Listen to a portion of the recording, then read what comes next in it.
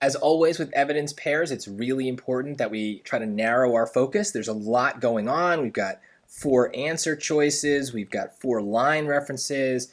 It's a confusing passage. We just need to try to cut it down as much as possible. So that starts with the first step of the QLC method. Let's read the question and really make sure we understand what we're looking for. Passage 2 implies that Larison's team's study falls short of being definitive because Larison something, something, something. So why is it falling short? What might be a weakness in the study? So notice what I'm doing here is dumb summarizing my question. What's a weakness? That's what I'm looking for. So let's go to the lines now. So we skip the choices. We go to number 26. 49 to 53 is here. 49 to 53.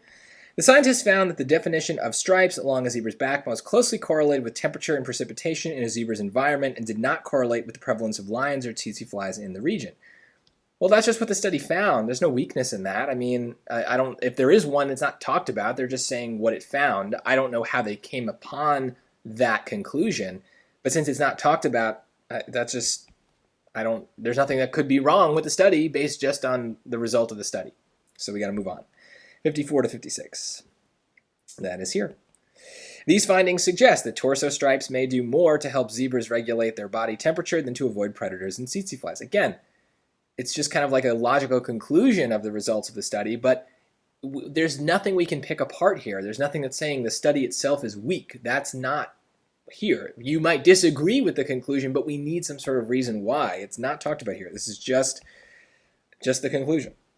70 to 76, right here. The team found that the plain zebras with the most defined torso stripes generally lived in the northern equatorial region of their range, whereas those with less defined torso stripes were more common in the southern, cooler regions of the range, a finding that supports the thermoregulation explanation. Again, this is a finding. This is not a weakness of a finding, right? We would need to kind of come up with our own thing here, but we shouldn't have to do that. The lines should point us towards a weakness. Hopefully D is pretty clear about that, 77 to 81. Still, the researchers have not experimentally tested the theory that black and white stripes may generate small-scale breezes over a zebra's body, and some researchers don't think stripes can actually create this effect. So, choices A, B, and C all said things that the study found. Line reference D is clearly different from those other 3. They're saying what they didn't find, what they didn't study. That is a clear weakness. If their conclusion is based on something that is just a guess, then it's a weak conclusion. So this is clearly, without any doubt, got to be the right line reference. This is why narrowing your focus, having a clear sense of what you're looking for, makes it easier. When I didn't pause to try to comprehend the zebras, the stripes, the terminology, any of it in line references A, B, and C, I was looking for a weakness in the study. I couldn't care less what the conclusion was. I only cared if there was something about the conclusion that I could point to as a weakness. Line reference D does that. None of the others even come close. Now we say, okay, let's see if we can find a summary of line reference D in question 25. So what is my summary? Let's come up with one. So they haven't tested it, have not experimentally tested. So weakness is it's not tested.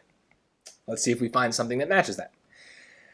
Okay, it's not definitive because Larison disregarded facts that did not support her conclusions. No, they're saying that we don't even have the facts. It's not saying that she ignored facts. It's saying we don't have the facts that we need. So she's not disregarding them. That goes away. Larison used research methods that have not proved effective. No, they didn't say anything about her methods. Her methods seem fine. She just didn't test a certain thing. C, she did not build on the achievements of prior research on the subject. No, who cares about prior research? Don't care. It is yet to confirm a key assumption made in the study. Okay, well, a key assumption would be something that hasn't been tested. An assumption is something that you kind of assume. You assume it to be true without proving that it is true. So they have not confirmed it, and they're saying in line reference D, hey, you should probably check to see if this effect, this thing that you thought happens, actually happens.